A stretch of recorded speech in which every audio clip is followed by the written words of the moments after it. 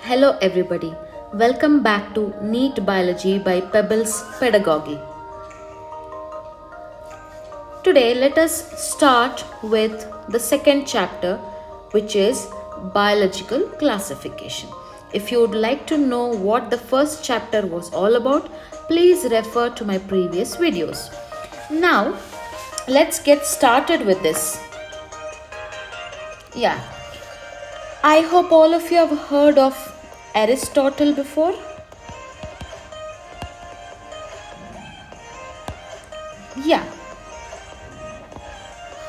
He was a Greek philosopher.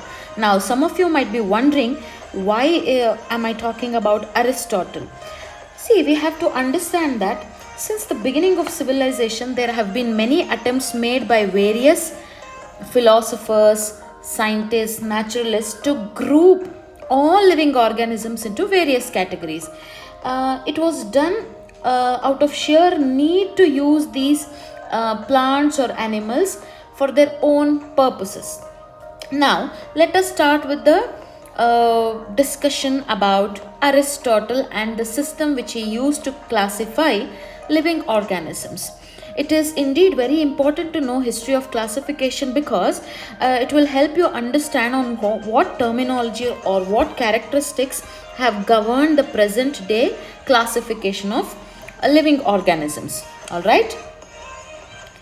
Now, as I've already mentioned, Aristotle was a Greek philosopher. He was the first person to classify living beings systematically.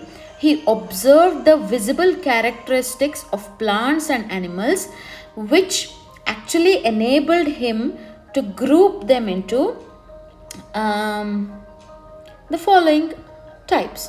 So he said that plants were green and that they did not move. Okay. Then he said that all animals exhibited movement or they moved around. First and foremost, Aristotle grouped all living organisms into two categories. The first one being plants, wherein he said that all organisms belonging to the group plants would be green in color and that they did not move. And the other group which showed organisms that moved around were grouped into animals. Now, after having done this basic classification, he said that all animals can be categorized into three categories again based on where they inhabit or where they lived. Okay, some of these animals lived on land, some of them in sea, some of them, according to him, in air. Okay, now that we know of plants, do you think he categorized animals further ahead? Yes, of course.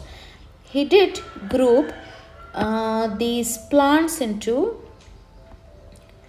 three groups again. Apologies, there is not much space here. Or would you mind if I write it here? Okay, yeah. Plants were grouped into three groups by Aristotle into herbs, shrubs, and trees. Alright, now I think you know what herbs, shrubs, and trees are, right? If you don't know, need not have to worry, I'll come back to it slightly later.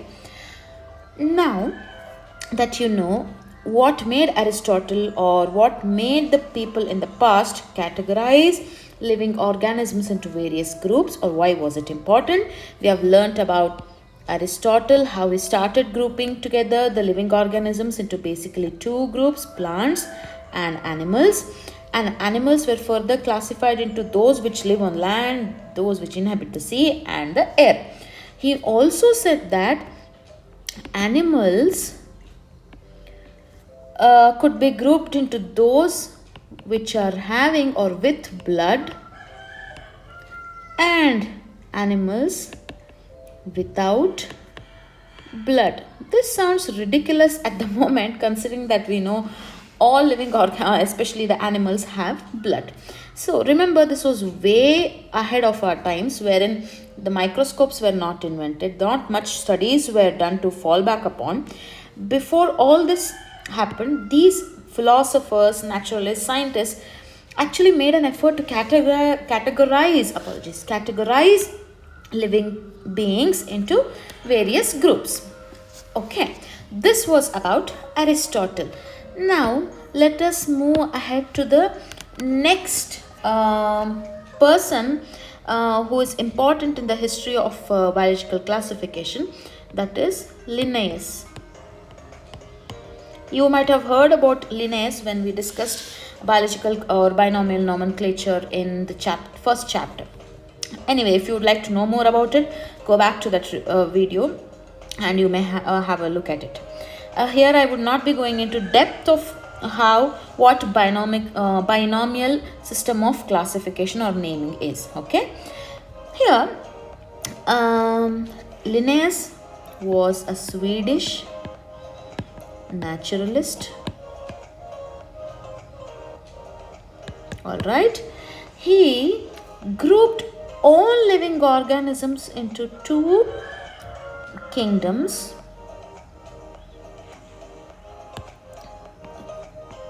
Okay, and they were Plantae and Animalia.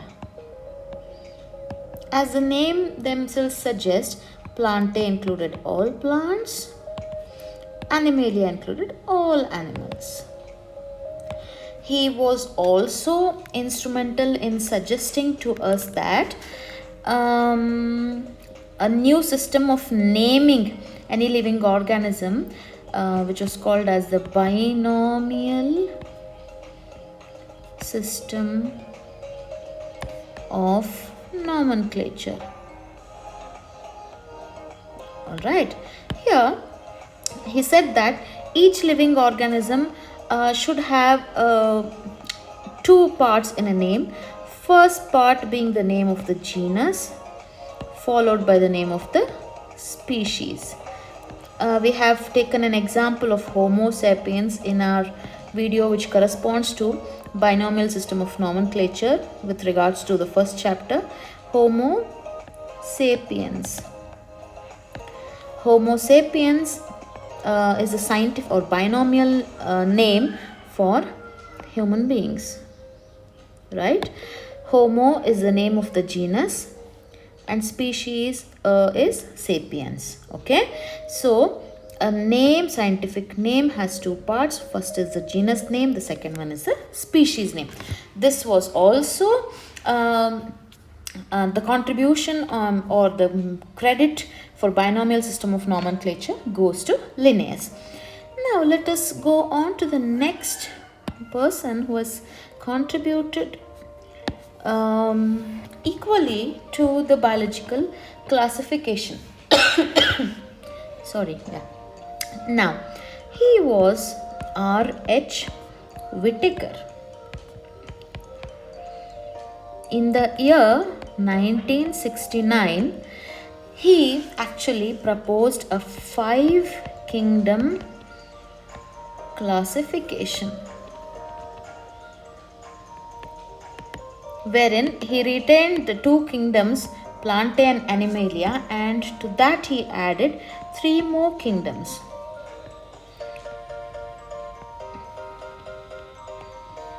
So, if there are 5 kingdom classifications, in the 5 kingdom classifications, he retained Plantae, Animalia. What might be the other 3 kingdoms, and why did people do this all over and over again? Because when they refer to the earlier systems of classification such as Aristotle and Linnaean system of classification, they noticed that there were more living organisms which might be of single cell, many cells, there were which were not included in the classification or system of classification given by either Aristotle or Linnaeus. And also there were plants which were not green in color. And there were animals which had blood. So these were all, this system of classification was not a wholesome classification, and hence it was time and again reviewed by various intelligent men, and Whittaker's system of classification holds good even to present generation. He included he took into consideration the cell structure. I would use gray. He used cell structure of living organisms. He used the organizational level of these organisms, or levels of organization of these organisms, then their mode of nutrition, okay, the manner in which they reproduced,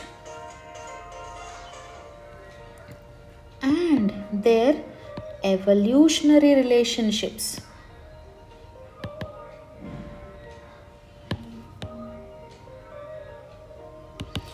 All these characteristics were taken into consideration by Whittaker before he grouped the living organisms into 5 kingdom classifications. Okay, now based on that, the first kingdom of organisms were called as Monera.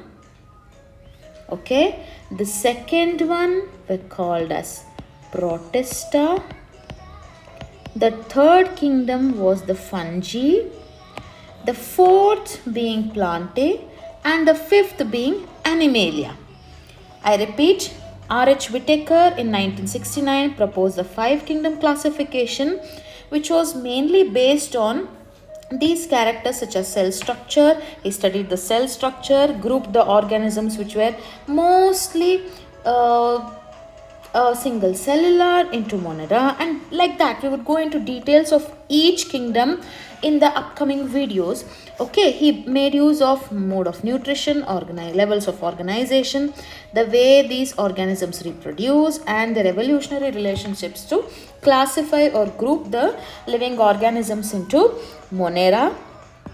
Okay, then Protista, fungi, Plantae, and Animalia. I would like to continue with the first kingdom, that is Monera. In my next video, I would like you to share, like, subscribe to my video. Stay tuned for more such videos for NEET Biology by PEBBLEZ Pedagogy. Until I see you the next time, take care. Bye-bye.